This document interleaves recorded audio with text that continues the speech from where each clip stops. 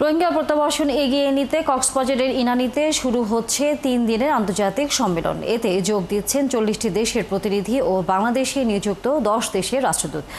একদিকে রোহিঙ্গাদের জন্মভূমিতে ফেরত পাঠানোর এই আন্তর্জাতিক প্রক্রিয়া যখন চলছে, ঠিক তখনই প্রতিদিন বাংলাদেশে অনুপ্রবেশ করছে শত শত রোহিঙ্গা। বাংলাদেশের খোদ শরণার্থী ত্রাণ ও প্রত্যাবাসন কমিশনারও বিষয়টি স্বীকার করছেন। রোববার বিকেলে সম্মেলনের কার্যক্রম শুরু হলেও সোমবার এর আনুষ্ঠানিক উদ্বোধন করবেন প্রধান উপদেষ্টা ডক্টর মোহাম্মদ ইউনূস। আরও জানাচ্ছেন কামরুল ইসলাম মিন্টু।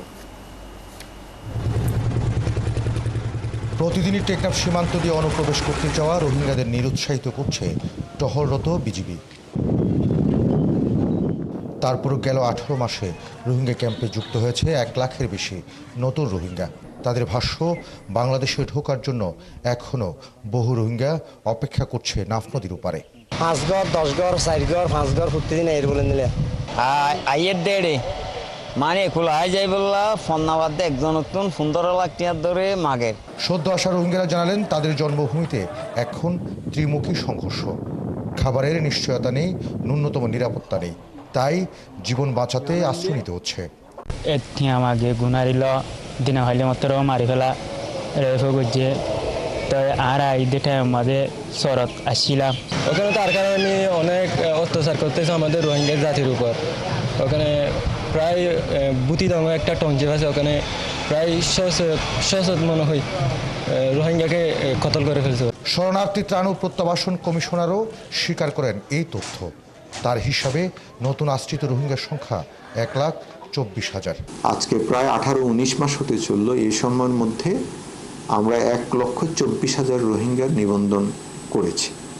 নিবন্ধন বলতে আমরা এখানে ফিঙ্গারপ্রিন্ট নিয়েছি, মানে আইরিশ স্ট্যাম্প নিয়ে নেই।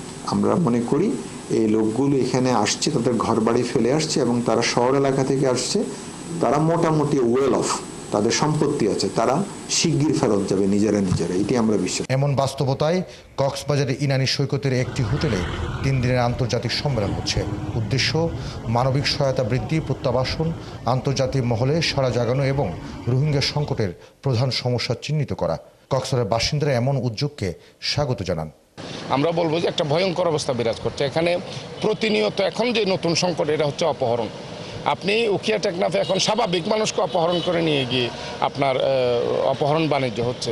তার উপরে প্রত্যেকটি রোহিঙ্গা ক্যাম্পে এখন অস্ত্র এবং মাদকের মানে ব্যবহার হচ্ছে এবং সেই অস্ত্র বাইরে আসছে। গণমাধ্যমগুলো বলছে, কক্সবাজারের আন্তর্জাতিক সম্মেলন থেকে উঠে আসা সিদ্ধান্তগুলো উপস্থাপিত হবে আগামী 30শে সেপ্টেম্বর জাতিসংঘের 170 দেশের। কামরুল ইসলাম মিন্টু, 71, কক্সবাজার।